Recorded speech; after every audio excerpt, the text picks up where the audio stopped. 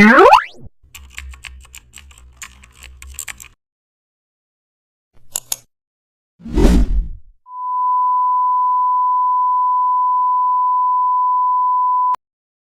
back to the channel. Don't forget to like, share and subscribe for more updates. Start by selecting the custom shape tool to build a modern icon grid. Choose a simple square shape. Draw it small to form the first icon cell. Duplicate it horizontally for the first row. Align spacing evenly across the row.